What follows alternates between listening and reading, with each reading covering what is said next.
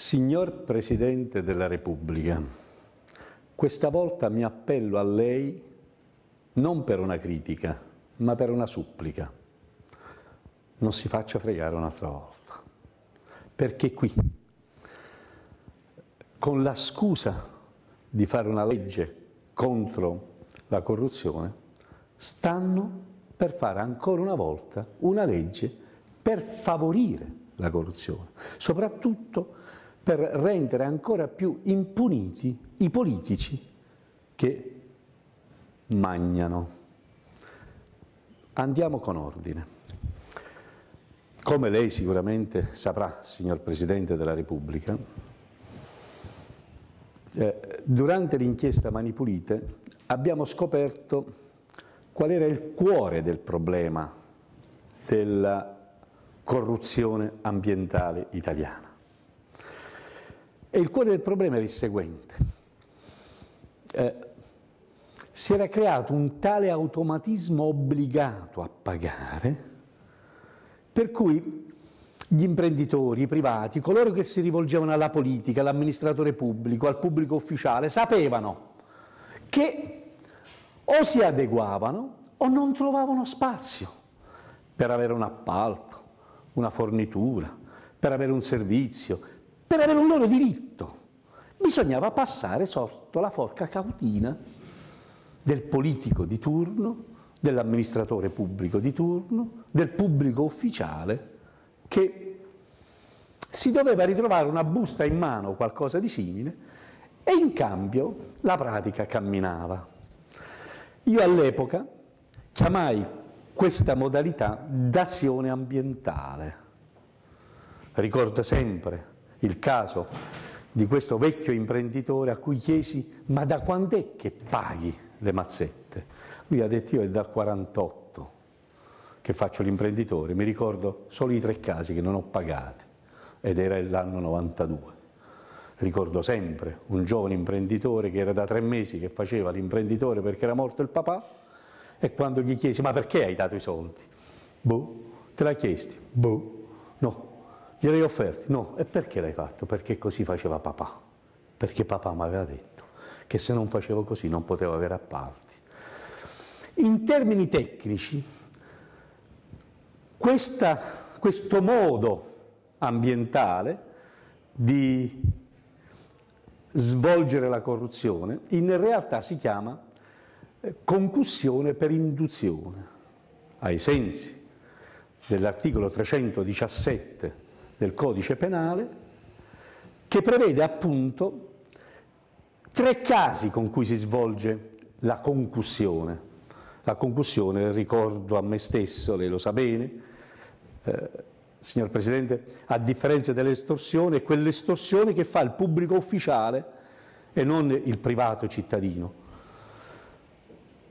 E a differenza dell'estorsione, il nostro codice opportunamente aveva ed ha previsto finora che si realizza questo reato non solo quando c'è la violenza, non solo c'è quando la minaccia, ma anche quando c'è l'induzione, cioè quando ti metti in condizione che o mangi quella minestra o salti quella finestra.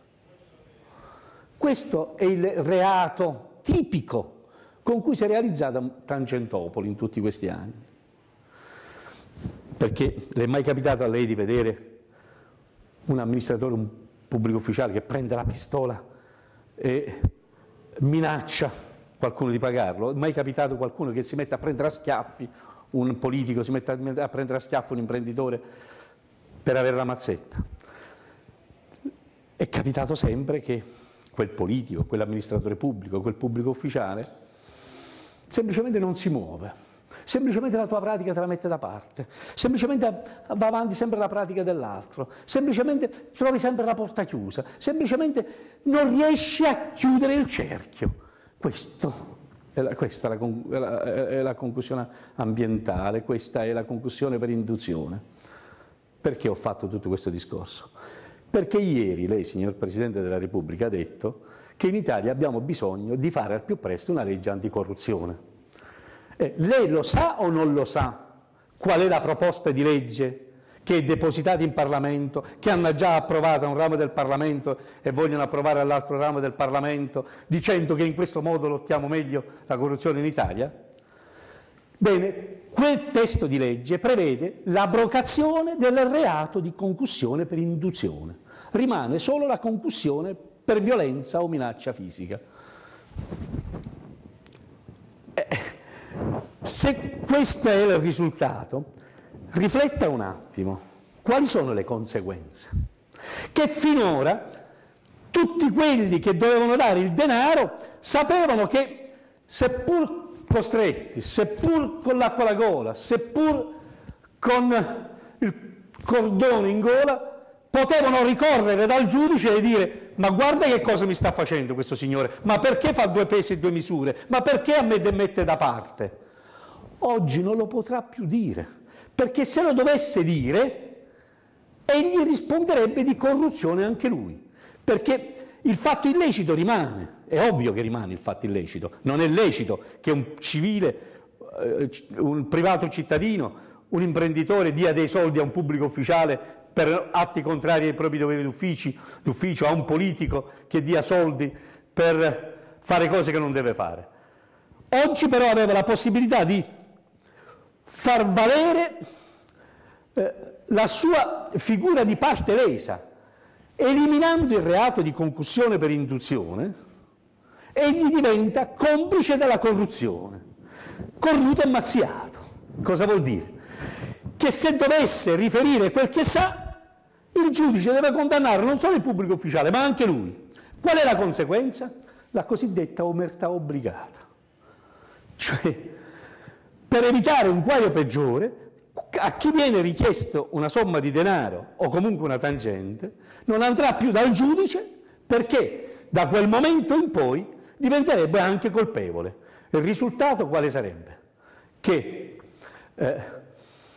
d'ora in poi i reati non si scopriranno più. Il risultato finale è che non ci sarà una grande lotta alla corruzione, ma una grande finestra per l'impunità. Ecco perché mi appello a lei, signor Presidente della Repubblica, perché alla Camera e al Senato questi politici vogliono eliminare il reato che li vede protagonisti. Lei non ne diventa complice.